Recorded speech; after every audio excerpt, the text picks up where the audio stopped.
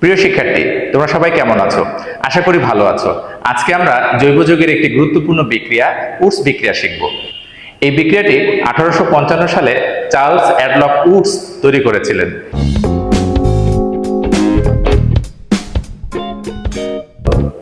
তাহলে চলো আমরা উডস বিক্রিয়াটি দেখি।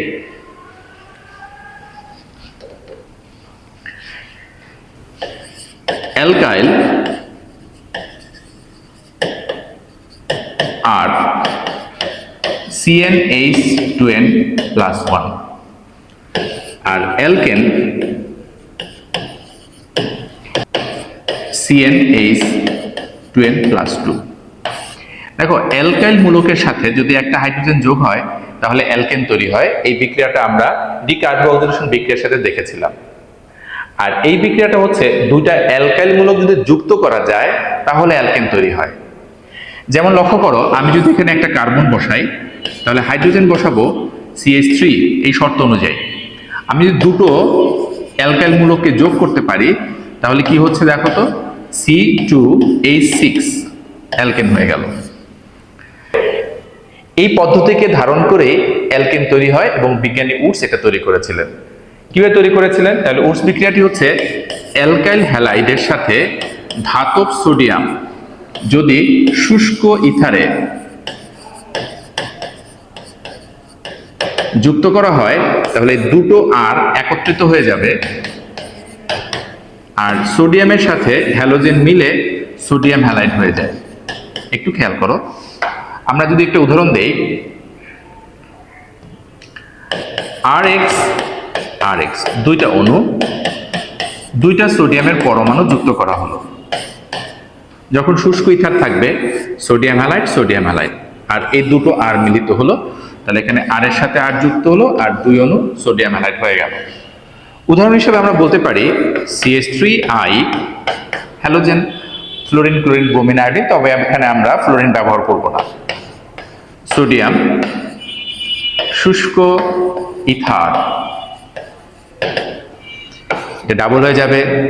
সমতা না করলেও চলে জৈব যৌগের। তাহলে কার্বন হচ্ছে দুইটা, হাইড্রোজেন হচ্ছে ডাবল করলে কার্বন একটা ছিল, দুইটা হবে তিনটা, ছয়টা হচ্ছে, প্লাস সোডিয়াম আয়োডাইড।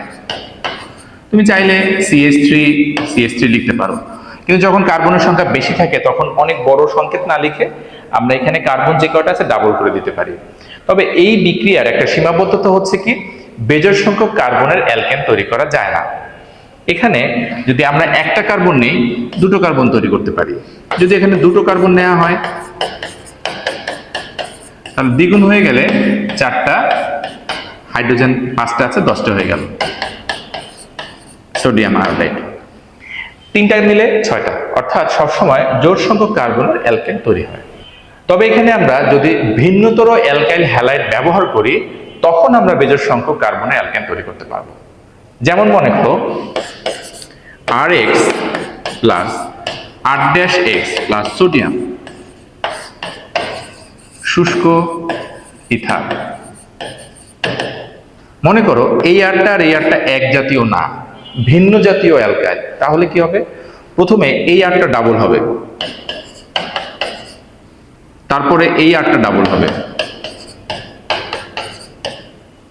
তারপরে এই আর এর সাথে এই আর যুক্ত হবে, এবং শেষ পর্যায়ে হ্যালোজেন আর সোডিয়াম মিলে সোডিয়াম হ্যালাইড। সমতার দরকার নাই। তারপরে যদি সমতা করতে চাও তাহলে খেয়াল করো এই আরটা কয়বার ব্যবহার হয়েছে, একবার, দুইবার, তিনবার, তিনটা লাগবে। R' কয়বার ব্যবহার হয়েছে, একবার, দুইবার, তিনবার। তাহলে মোট হ্যালোজেন বেরোচ্ছে কয়টা? এখান থেকে তিনটা, এখান থেকে তিনটা। আমরা 6টা সোডিয়াম নেব, 6টা সোডিয়াম হ্যালাইড তৈরি হলো। উদাহরণ হিসাবে আমরা লিখতে পারি CH3I C2H5I প্লাস সোডিয়াম, শুষ্ক ইথার থাকবে। তাহলে কি হচ্ছে? প্রথমটাকে ডাবল করো, কার্বন একটা আছে, কার্বন দুটো, হাইড্রোজেন 6টা। পরেরটাকে ডাবল করো, C4H10, তারপরে প্রথমটার সাথে পরেরটা নাও, C3H, দেখো দুইটা আছে, একটা তিনটা, আর হাইড্রোজেন হচ্ছে কয়টা? 8টা, প্লাস সোডিয়াম আয়োডাইড। এটি হচ্ছে উডস বিক্রিয়া, এর সাহায্যে আমরা অ্যালকেন তৈরি করলাম। এতক্ষণ সাথে থাকার জন্য তোমাদেরকে ধন্যবাদ।